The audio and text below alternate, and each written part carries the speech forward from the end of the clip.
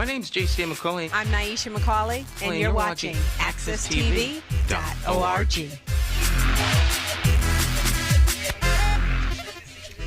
All right, good morning, everyone. We're about to get started, so we're just making it happen. We will open up with prayer.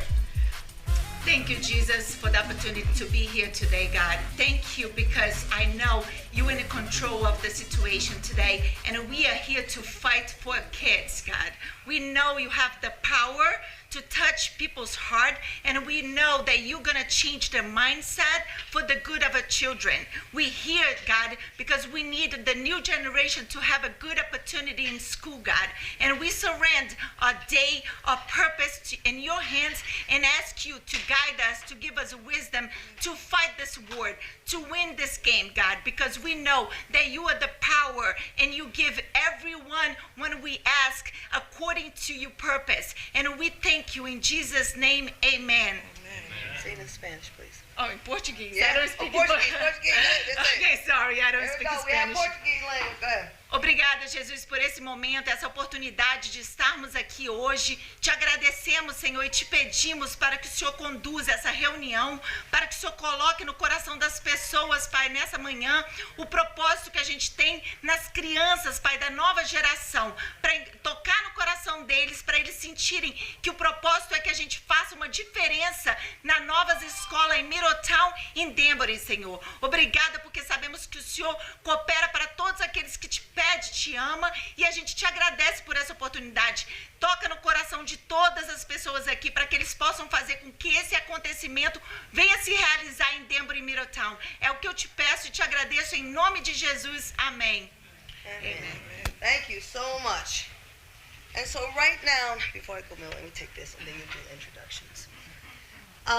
So my name is Gwen Samuel. I'm the president and the founder of the Connecticut Parents Union. But before we begin, I would like to know that we've had loss in the building. One of our lead senators, Senator Patricia Miller, she lost her husband. And it's important now that we uplift our legislators and lawmakers because they're making tough decisions for us. But we have to remember they're also human. They also have families and loved ones. And then in addition to that, one of dear sisters of mine out of Hartford, Connecticut, Milagros Vega, we just lost her yesterday. And she is a strong supporter with the Hartford Parent Universities. She was one of the lead Spanish mamas who made sure we had translation laws within the state of Connecticut. So just know that this fight is not about a soundbite. This is not for political posturing. We are human beings fighting for what's right. And we also mourn with them in their loss. So let's have a moment of silence for those that we've lost and for those that may have lost loved ones, and then we will proceed with the event.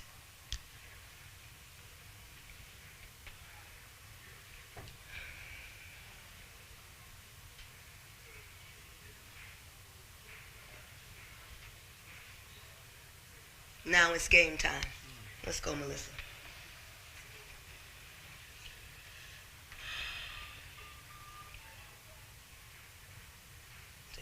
You got it. Ladies and gentlemen, good morning. My name is Melissa, and I stand before you today as a proud member of two crucial organizations, CTPU, Connecticut's Parents Union, and Corners, which stands for Challenging Ourselves by Restoring Neighborhood Equity and Reliable Schools. I am not just here to speak. I'm here to demand action. Action for the opening of two schools that are essential for the future of our children. Across the state of Connecticut, our children are in need. According to the Connecticut Department of Education, the average literacy rate in reading, math, and science for all students hovers around 60%. However, the reality for African American and Latino students is even bleaker, with literacy rates lower than those of all other groups. This is unacceptable. I've witnessed firsthand some exceptional public schools that excel in nurturing their students, yet it's clear that the public school system is not sufficient for everyone. Approximately 40% of our students require an alternative learning system. Our charter schools have stepped up admirably, despite facing unequal resource oh my goodness, that's the African in me. Distribution. They receive a mere $11,525 per student compared to the more than $22,000 received by public schools.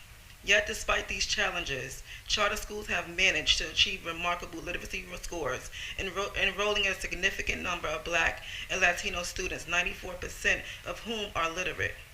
Why then do we encounter such resistance when advocating for the opening of schools that could provide our children with a better chance of success? Illiteracy significantly diminishes one's prospect for success in life. Shouldn't we, as parents and taxpayers, have the right to demand fair funding for our children who attend charter schools? Black and Latino children are just as American as any other child, and they deserve equal educational opportunities. This includes embracing different educational systems that can benefit all students, regardless of their background. So I implore you to join us in this fight for educational equity. Let's ensure that every child in Connecticut, regardless of their race, socioeconomic status, has access to quality education because the future of our state depends on it. Thank you.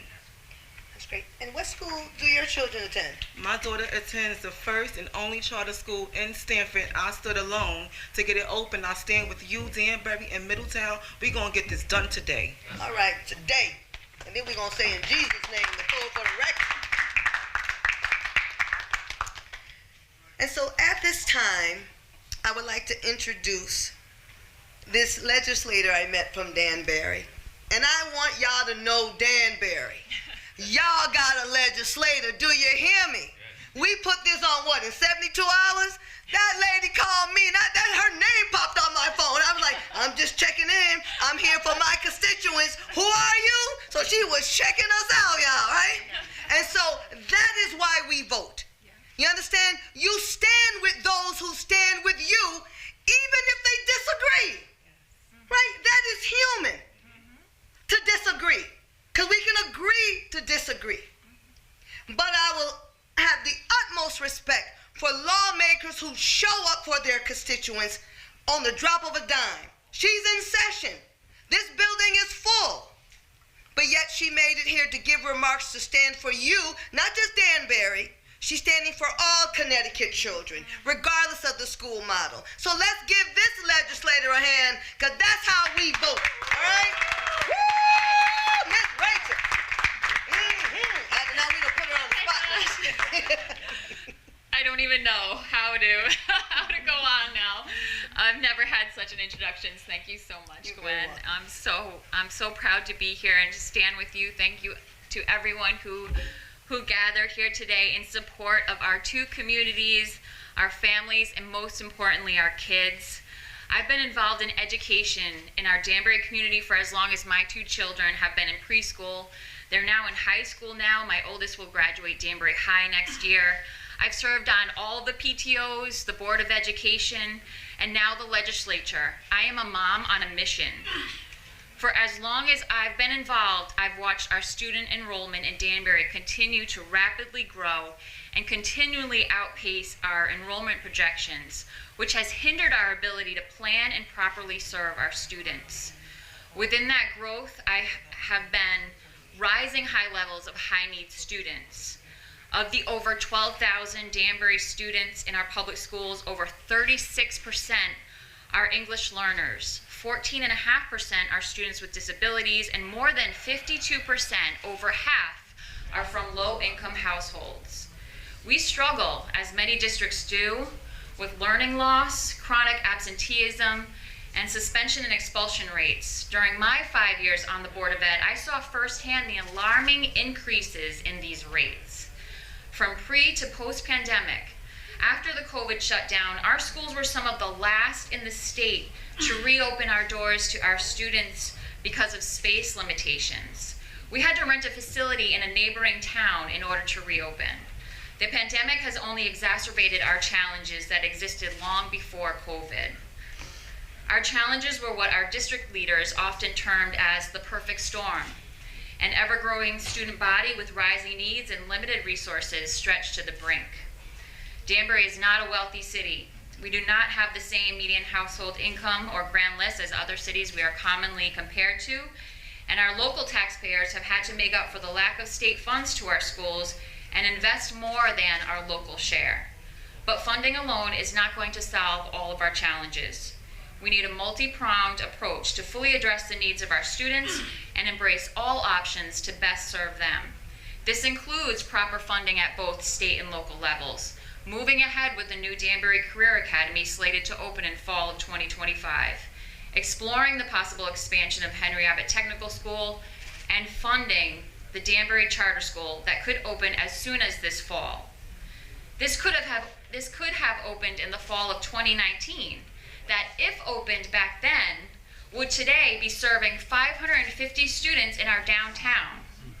That would have alleviated the need for the Board of Education to purchase today tents, temporary tents, to be able to serve lunch at the high school next year. It is fiscally and morally irresponsible to turn down this option. Danbury is not in any position to do so. The goal is not only to provide space, but to improve student outcomes, and we must remember that this is all about kids, to move the needle of academic success and to make a difference in the lives of children. Again, thank you so much for having me. And so we're looking to her to work with her colleagues to lead the charge, and we thank you so much. Let's give her a round of applause. The Bible says you give credit where it is due, right? And I know it's not easy. So now as we transition into Voices of the Field, I'm about to shift hats. So you know me as Gwen Samuel, the president and the founder of the Connecticut Parents Union. Melissa will be taking my role today. I am here as a mom, as a grandma, as a taxpayer, as a voter, as a Black American on Black History Month. Is this the last day of Black History Month? We got one more day. We got one more day. See what happened? They don't even let me remember the month they up here. You know what I'm saying? So with that being said, let's talk about the process. Number one, use your imagination. This is our baby. Look, I fumbled the ball. Y'all not going to let me play on your team. I already know it. This is our babies. And for some reason, people are okay punting our ball. Babies, throwing them out of bounds, throwing them on the line, on the side, kicking them out of bounds every chance we get for certain children. For Black America, we followed the rules. You told us to sit in the back of the bus, we did. Until we said we no longer sitting in the back of the bus because the Constitution that says equal protections for you says equal protections for me. You asked us that, you said we only can drink out of certain water fountains. We did that too. We followed the rules until we said those rules were unjust and we want to be able to drink in the same water fountains as everybody else. Right? So then now let's move to Connecticut. We have over 500,000 children. So that means we have over 500,000 individuals. Yet when you make decisions in this building, I'm going to take a break here. Do we even know what building we in? Because if you don't know what building you in, and if you don't understand your power, then you will talk like we powerless. I'm talking like a boss. You know why? Because they take my taxes every year. Faithfully. Don't pay him and see what happens. Don't pay him and see what happens. I ain't knocking Wesley Snipes. I don't want no problem. None. Right? So we do our part. We pay our taxes. This is our building. This is Danbury's building. This is Middletown's building. Matter of fact, the babies in wombs, it's their building too. Because their parents and grandparents and guardians are investing in their future. So we are here speaking up for them. The problem is we're always on the defense. They do something, we protest. They do something, we protest. They do something, we cry and protest. But after a while, the protest starts to simmer because we give up hope. And see, that's why we're here, because at 1148 in Middletown, they took some hope from some people. And you don't get to take hope from my people and have a good day. Now, some were concerned with what I said. If you didn't think I got some phone calls, Miss Gwen, what you about to say? I said, let's just talk about the truth. Don't get mad when we're asking you to hold accountable to the role you play. Middletown voted legislators to represent their interests. That's not us being mean, being radical. You said if you vote for me in November, you would represent my voice at the Capitol. It didn't say just adult voices. It says voices of your constituents. Constituents are black, white, green, blue, young, old, disabled, veterans, seniors. That's constituents. Children. These babies are minors. And until they're old enough to make their own decisions, we are responsible of making informed, responsible, fiscally sound decisions. But yet, you're having conversations about where the prison money is. We're trying to find out where the money is for the prisons. And when I hear that, I get concerned. Because you're quick to talk about prisons for black and brown children. And all we're saying is, get us in on the front end. Dr. Perry made a promise to the Middletown students and communities back in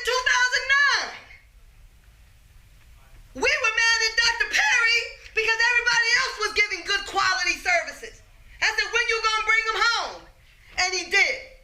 But this ain't Dr. Perry. This is the Middletown community.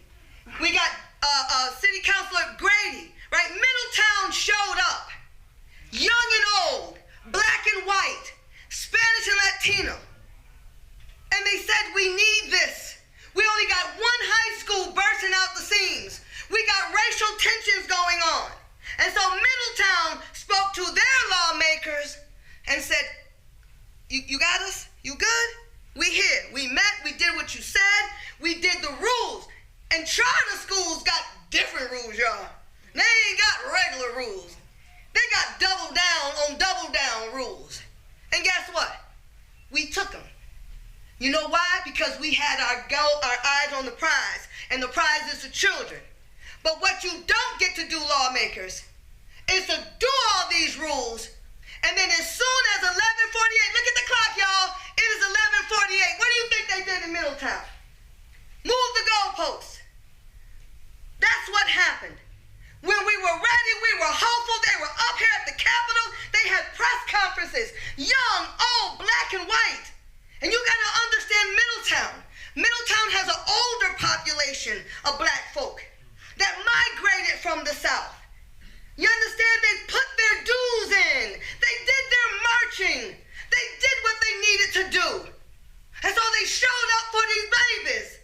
And said, give them this school so that we can have college IDs over your prison IDs. And then what you do at 11:48, move the goalposts, change the rules of the game? You don't get to change the rules of the game without a problem. John Lewis said, good trouble is here. But I'll say this. They say, Gwen, you can get them with honey. So I'm trying honey. I only got honey samples for you. I ain't got a whole bunch of honey. Because every time we're nice, every time we're saying, like we begging people, I'm begging you to do right with our money. We're begging you to do right for our children. That's why I'm not representing no Oregon's I speak. Because I promise you, Gwen Samuel, the taxpayer and voter, if you don't do right by our children now in February, now before the session ends, and put the money back, you misspend, you misappropriate, you waste. Look at the film tax credits. Hundreds of millions of dollars you can't find. Come on, you don't get to lose money, waste tax dollars, and have parents crying every day. We don't have no more tears for you. And that's why we're on the offense. We're not your enemies. Lawmakers, taxpayers, decision makers, we're not your enemies. Parents want access to safe, quality educational opportunities. because our regular traditional schools can't meet the diverse needs. You are going to have to expand. You're going to have to look at opportunity scholarships. You're going to have to look at various things, expanding the trades. Employers are saying, keep your degrees, give us some skills. And we got black and brown children who don't even get the experience to public speak. You talk to them, they're saying, my name is Joe. They're looking at the ground. But one thing CPrep does, it will affirm the students in the school so that they can find who they are and become a future taxpayer. Because two things are on the table as I close. You're either going to be a taxpayer or they're going to be a tax burden. You're either going to give them the skills to build your house or somebody out there going to teach them how to rob your house. Now, you can play with that if you want to. I just know I'm a senior citizen right now. And I want these young people to know that I am their ally. So I don't need you breaking in my house. I may need you to mow a lawn or shovel a driveway. But I believe in earn and learn, and I will provide you for your service. So what we are demanding today is to put the money back. Just put it back. What you took at 1148, Senator Matt Lesser, put it back. And talk to your people too.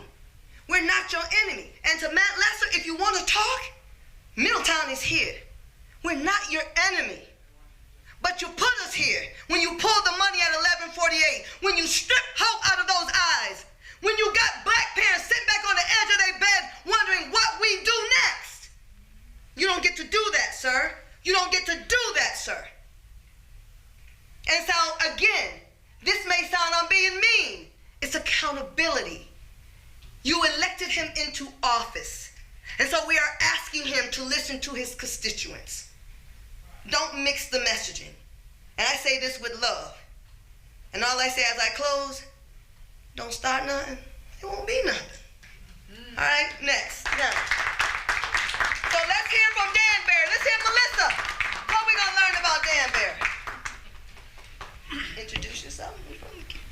Thank you, everyone. Good morning. I am Melissa Bettenker-Santana, and it's a privilege to stand here on behalf of LEAD and our Danbury greater community. As a first-generation citizen fluent in 3 languages, English, Spanish, and Portuguese, I have experienced firsthand the transformative power of diverse learning environments. My education in a culturally rich school system broadened my horizons and prepared me for success in today's society. Now, as a mother of 2 young daughters, I recognize the importance of providing diverse educational pathways to meet their unique needs of our community as well as others. A charter school system that embraces diversity in learning methods is essential to ensuring that every child thrives academically regardless of their background, regardless of their learning preferences. Furthermore, I want to wish to highlight the urgent need for approval and funding for the establishment of the Danbury Charter School. Our current literacy rates, graduation rates, and educational readiness is lacking, compounded by overcrowded schools. Urgency is paramount as quality education can significantly impact mental health outcomes as we see today. Our community is burdened with growing wait lists for new students, underscoring the critical need for additional educational options. Moreover, given the economic surplus of one of the wealthiest states in the nation, we have the opportunity to equitably invest in the Danbury Charter School. Connecticut has demonstrated its ability and commitment to alternative education by supporting other successful charter schools. By allocating the resources that we need to this endeavor, we can enhance our educational landscape and create opportunities for our children to thrive. It's crucial to recognize the importance of underserved communities with high Hispanic and Black populations. Fair and equitable funding for this school, which has already been approved since 2018, is imperative to address the educational disparities faced by our communities. The establishment of the Danbury Charter School will enable us to address these challenges with tailored solutions, ensuring the well-being and future success of our children and their future. Therefore, I urge you today to support this establishment of our Danbury Charter School, which prioritizes inclusivity and fosters an environment where every student can excel. This is their future. Their future is in our hands and in our constituents. We need your support and funding on this. Thank you so much. And next we have Middletown mom, Shakia Dickerson, that moved from the sidelines into the game. Go ahead, Ms. Dickerson. Good morning. My name is Shakia Dickerson. I'm a Middletown mom of 3. I was at the meetings to bring Capital Prep to Middletown. My kids were looking forward to going to Capital Prep. I think it was a wrong idea to take away the funding for the school. I think lawmakers should reconsider and give the children the much needed school in Middletown. All right, thank you so much. And next we're going to hear from City Council member, Mr. Grady Faulkner.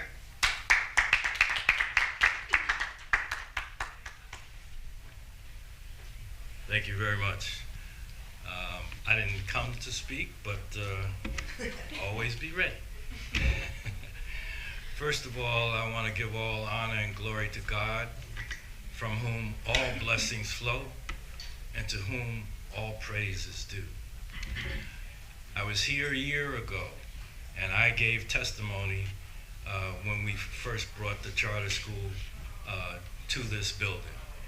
And I talked about my kids who were in the public school in Middletown. And I wound up taking those 2 kids out of that school system because I didn't see what I wanted to see. And what wound up happening is that it got to the point where I had to sell some vacation property and take my kids out of there and put them in a private school. And today, we're blessed. They're doing very well.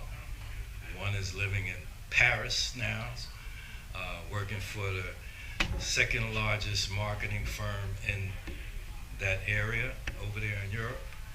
And my oldest, she's doing well. She's a compliance expert at Edward R. Jones, and she's doing well. So God has blessed us, and mainly because we trusted him and we followed what he had told us to do. You know, that's who I listen to, and that's who I follow. Middletown is a great, for me, Middletown is a great town. And in fact, the way I talk about Middletown, I say the diversity of Middletown is what this whole country is just about like. And so I always say, if we can do some good things here and people see that they work, then we can help everybody and we could all help each other. Yes. That's why we're all here. So thank you for Dr. Perry for you guys grabbing me yesterday, because I just got the call yesterday. Be also ready. That's right, that's right. And so my prayers are all on this. My bishop would normally be here, but we had a funeral this morning, and he and co-pastor Kim. But on behalf of them, I give reverence to my Bishop W. Vance Cotton Sr. and our co-pastor Kim L. Cotton. And thank you for giving me the time to say a few words. I'm a man of few words. All right? God bless you.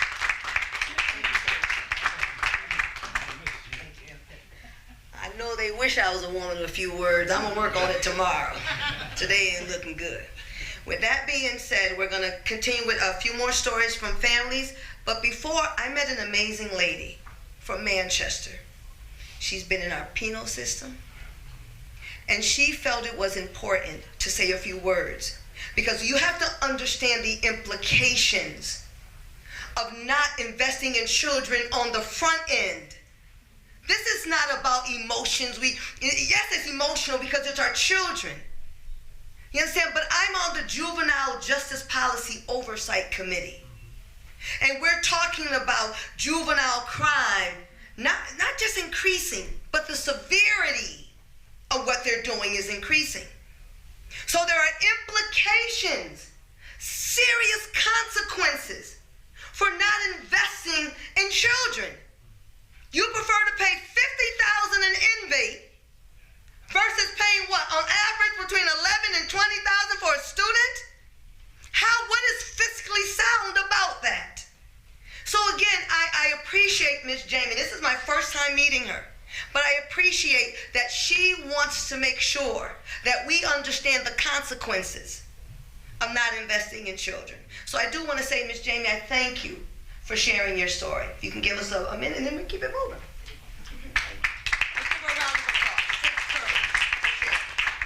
Hi, my name is Jamie Falls. I actually grew up in Middletown. I live in Manchester now. But I've recently been realizing, I've gone through a lot of things, addiction, mental health issues. I've been in prison. And it's because I did not have the guidance and the teaching that I needed to get me where I needed to go. And I'm very honored and blessed to be here today, to be able to give any kind of encouragement and to say how important it is that we take care of our children and get what they need to get where they need to get in life, because one day they will be here in this room speaking, but it starts now. So I support everything that would help for children to get the best education that they can get, and I just say, please give the funding that's needed for what to make things better. And it's important. It's hard to share, right? It really is. So let's hear from another Danbury parent, and then when we get ready to do call to action, we're gonna have Dr. Perry, and we have my sister. We need so I'm gonna take Danbury, and then we have Middletown. So who's my next parent from Danbury? You got it. There we go. Here because I want to talk with you. Oh, with me? Okay. Because Middletown and Danbury are working together.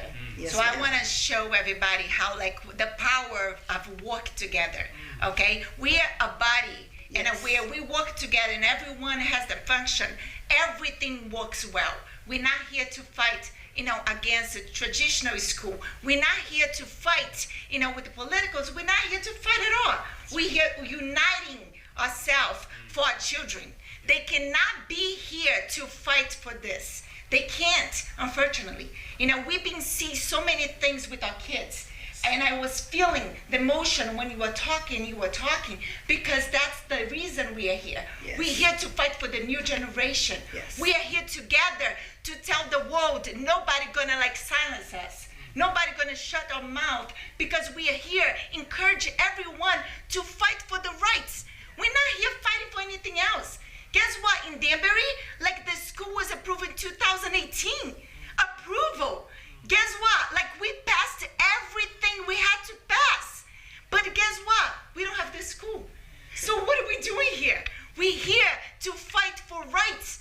If we pass everything, if we did everything right, like you said, we're about to do a touchdown, and they say we touchdown. Oh no, it's not touchdown anymore. Oh, it's a fumble. We changed the rules, we changed the law. Yes. So this is what I'm saying. When we get together, stand up together, it's to show the community, Brazilian, Spanish, Black, Latino, anyone, no matter what nationality. When I came to the United States, I didn't have the opportunity to go to school. I was young, and they didn't have the opportunity to teach me English. I suffer as well. But I'm here with all the problems, the things that I went through, to fight for the new generation, for they don't go through what I did and you did. So that's why we have to stand up together. Stand up together. It's make the power to change the world. So we're gonna change this. We're gonna change for Middletown kids. We're gonna change for Danbury kids. We're gonna change because we already passed the law to get approval. Now we need to get the fundings get to us so we can open, right? Oh, and by the way, is that funding? Is it tax dollars? Is it our money? That's okay. right. I just want to be clear on that. I just want to make sure who money it was, because I wasn't asking for your money. Okay, I'm just throwing it out there for the record. Okay, thank you very much. Ooh, game on! It's game time. Now we have another amazing leader.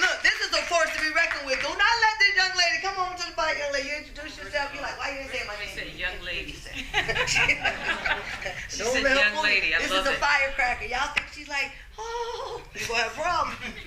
Thank you, Gwen. My name's Anita Ford Saunders. I'm the co-chair of the Middletown Capital Prep Middletown Planning Committee. We have been working for a couple of years, not as long as Danbury, to get our school. It was, as you said, it was approved. We got the best score of any charter school last year. We got the funding, but yet at 11:48 on the last night of the session, 11:48, the money was stripped from the budget. We can't get a why. We get all kinds of crazy things. We get people telling us, well, it's the union, or you've got secret investors. People are just making things up for an excuse. The bottom line is the kids, the children.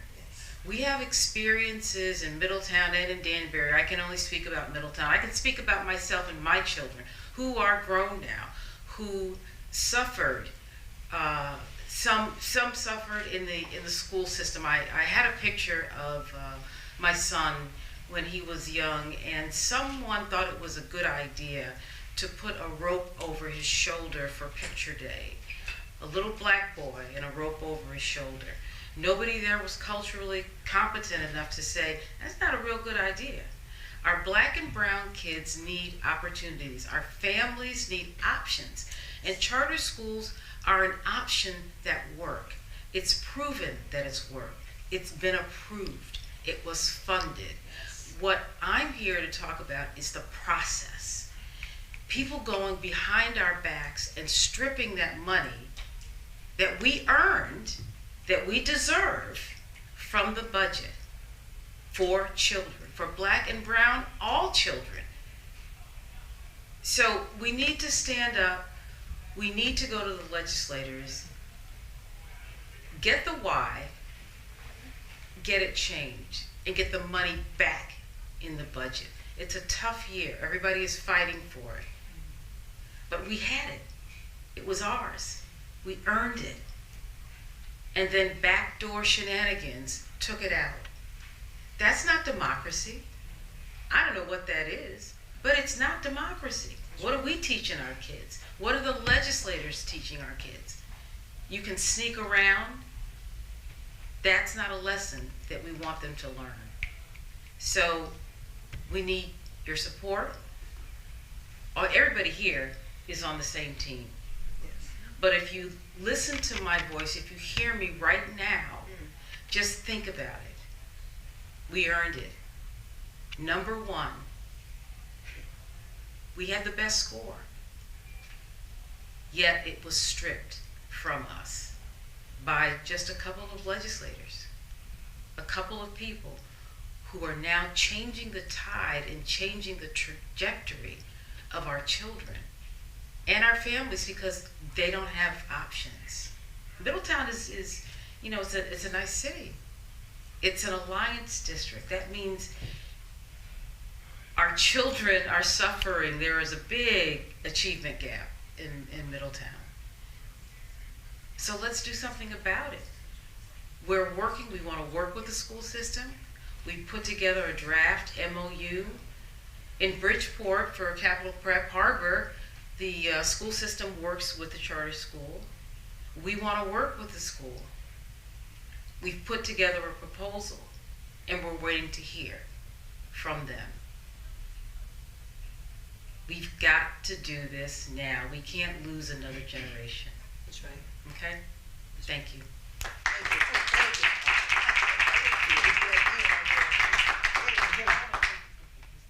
Thank you, ma'am. All right, so we're going to go on the call to action. Be very mindful of your time. We have Dr. Perry up, and we have Dr. Perry for CPREP. I'm the boss today. I love to tell the principal. Come on up here. You know what? See, enjoy the moment, y'all. When you get to tell Dr. Perry what to do. Yeah, we need you up here now, sir. Now, with bass, did you hear that? And then Brandon, Brandon, you don't get out. Come on, young man. And I'm important because I'm the queen in the bunch. You understand? You got intergenerational here. Got us covered. So now we're going into the call to action. So if Dr. Perry, if you can give us some words about why you founded the school and what we need to do, right? Because you understand the nuances of this. Thank you, Gwen and Danbury and Middletown. Thank you, Representative Chaleski. Yes. Thank you. Courage is a commodity that is often sought after but rarely found. Thank you for having it. Empathy is something that changes the hearts and minds of many and can change the fates of children all over this state, and that you have the empathy for children who may never know your name. That's right. Is a representation of your courage. So thank you. Thank you for that. Thank you. To the Danbury parents, your fight is an inspiration. Yes. I am troubled that you fight still. We should be talking about playing each other in basketball. We should be talking about differentiation in the classroom. And to Middletown, my heart, my home, and everything that I am, it is my hope every day that I make you proud, that the work that we do represents the stories that our collective lives tell. Mine is a simple point. This country asks that we are brought, you're tired, you're poor, you're huddled masses yearning to breathe free. And if you do that, we will provide you with the opportunity to live a life of milk and honey, to enter this shining city on a hill.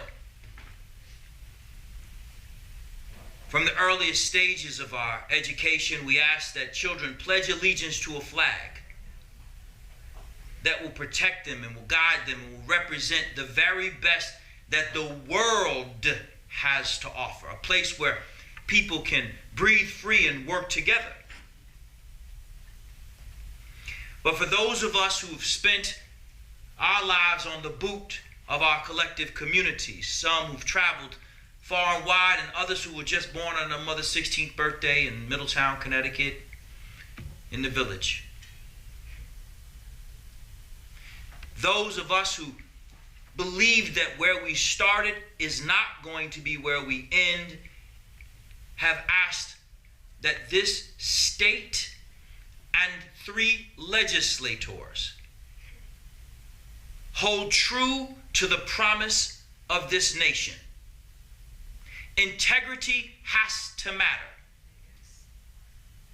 In my community, they say if you don't stand for something, you'll fall for anything. Better say it. And we have 3 legislators, Senator Jan Hockedale, Senator Julie Kushner, and Senator Matthew Lesser, who took it upon themselves to break the oath, to break the promise, and break the hearts of our community.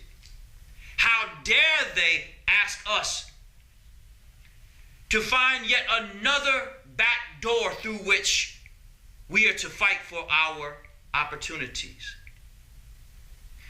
Gone are the days that we're going to drink out of a different water fountain. Gone are the days that we're going to come through another door. We earn this. As somebody who is responsible for teaching Black and Latin children every single day, do you understand how far I have to go, how much I have to suspend reality to get them to imagine that they're going to pledge allegiance to a flag that even when you overperform, the goalpost can be moved and a new game can be put in place and new rules can be written, and they are to be left for dead, blamed for their demise by allies who have every flag that everybody has, who will go to anything that you invite them to, but when you ask them to listen to what it is that you stand for, what means something to you, your child, they choose the union over your children. This right here is simple. Right is right and wrong is wrong. Period. Period. We ain't asking for favors. I'm light skinned, but I'm still black, and I'll tell you this. I learned a long time ago we got to be twice as good. But what happens when you are? What happens when you are twice as good and 3 legislators who happen to be white can decide that they are going to determine that the fates of black and Latin children bear no mention when they are committed to a union that has no interest in your children being able to learn to read, write, and compute? Anybody who has more than one child knows that every child is not built the same. And so to think that all of them will be performing at the same level in the same school at the same time simply because they live in a certain neighborhood is absurd, academically unsound, and professionally irresponsible. So all we're here to do is what we shouldn't be here doing. I should be in schools observing teachers right now. I don't like it up here any more than y'all. What we're asking you to do is to contact Matthew Lesser, Jan Hockadale, and Julie Kushner and tell them that they're dead wrong. We saw what they did in the dark of night, and we're turning on the lights. Enough is enough. You ain't my ally when you work against my children. You ain't my friend because you can tell me what you would do. I see what you did do. Parents have come too far. Community has come too far, have worked too hard for this. This is an event organized by parents who have had enough. We used to say that we're not asking for a hand up, hand out. We want a hand up. Today we're just saying take your boot off our necks. Yes. Let us live, man. Let us live. Let our children learn that they are beautiful and special. Let our educators start their own schools. Let us live. Today, we push back. Y'all started something. You didn't need to do that. You could just left the money right where it was and everybody be doing something else different, but you didn't want to do that. So, you started, we're going to finish it. Yeah, most definitely that. Thank you so much to each and every one of you. Again, I want to take a second to thank Representative Gillespie because so many have called me and told me they would be here. Say it again. But you are here. Yes. And that's real talk, right? Thank you, Sister Gwen. Thank you all. Thank you all. Thank you so much. All right, we have Danbury ready. You want me to test my skills? I'm about to go long. You ready, Danbury? Ready. All right, let's go do this. Again, I want to thank everyone that is here, that is present with their ears open, their hearts open. My name is Brendan Bish. I'm the Executive Director of the Mosaic Coalition. And I would also like to say very much thank you to the people that just came and testified and spoke on the behalf of our babies here in Connecticut. Let's give them one more round of applause. Yes.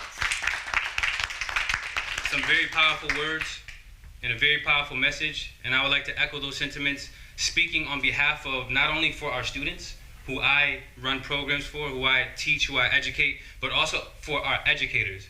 As an educator myself, I'm currently watching so many different things happen in our school systems and happen with our educators, where not only our students are getting demoralized from the actions that we're talking about here today, but our educators are looking at what's happening behind these closed doors, and they are also becoming demoralized because they realize that the importance is not where it needs to be when it comes to our education system as a whole for this country.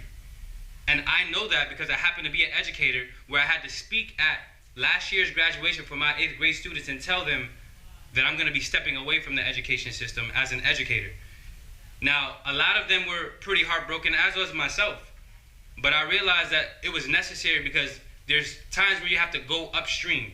And I say that in relation to a parable where, and I'll share this parable really quickly with you, where it's the parable with the village and the river. And this is what I said to the students at their graduation, where there was a villager outside by the river, you know, doing his thing, getting his supplies for his family, and he sees a baby floating down the river. So he goes, obviously, to go save the baby. He picks it up, pats it out, hands it to his wife, can't believe that he's watching this baby float down the river, but before you know it, he sees another one. He goes to save the next baby, and he sees another one. So he calls out to the villagers to help him get these babies out the river. Before you know it, the whole village is out there, and it's like clockwork. They're passing the babies back and forth, getting them out the river. One of the villagers eventually stops when they're at full capacity and says, "Why are these babies floating down the river?" And he says, "I need to go upstream." Yes. Instead of trying to save all these babies that are floating down the river and we're missing some even though we're at full capacity, somebody needs to go upstream and figure out what is happening and why these babies are floating down the river in the first place. But when he does it, some of the elders in the village stop him and says, whoa, we're at full capacity. We got to have all hands on deck. So there was a little conflict, of course, but I share that parable with you today because I had to tell my students, I had to look my students in the eye and let them know I'm going upstream and we're coming to these doors and we're coming to these meetings because y'all need to do right by us. Period. And again, this is taxpayers' money. It's not like we're trying to ask you for a handout. It's not like we're trying to ask you to give us something that doesn't belong to us anyway. So I say that not only on behalf of our students, because I remember the same student that I had to look in the eye when he asked me, "Mister, the education system," someone told me that they're not worried about giving us opportunities to become bosses. They want us to become workers. And when you snatch the money out right before midnight, it is clear what your incentive is. So we ask whoever is willing to open their hearts and their minds for people that may not look like you but still breathe the same air, still bleed the same blood, to take it upon yourself to play fairly. The reason why I wanted to open up with a pass, because thank you again, let's give a round of applause for Gwen for putting this together, right? And she passed the rock. I happen to know a little bit of something about playing football, right? I played in high school, Bridgeport Hilltopper, and also played in college at Western Connecticut State University. I actually was voted captain of my team. And the crazy part about it, the reason why I was voted captain, I couldn't find out because I wasn't that good at football. I'm gonna be honest. And you got that on record. I'm willing to admit it. But I was an athlete, and I had the value of teamwork instilled in me since a young age. And I wanted to be a part of a team because I know what it's like when you give to something that is bigger than yourself and the power that that can hold. So I was on the football team, and I wasn't the best football player, but my teammates seen something in me that they said, "We want you to be a captain and a leader of this team."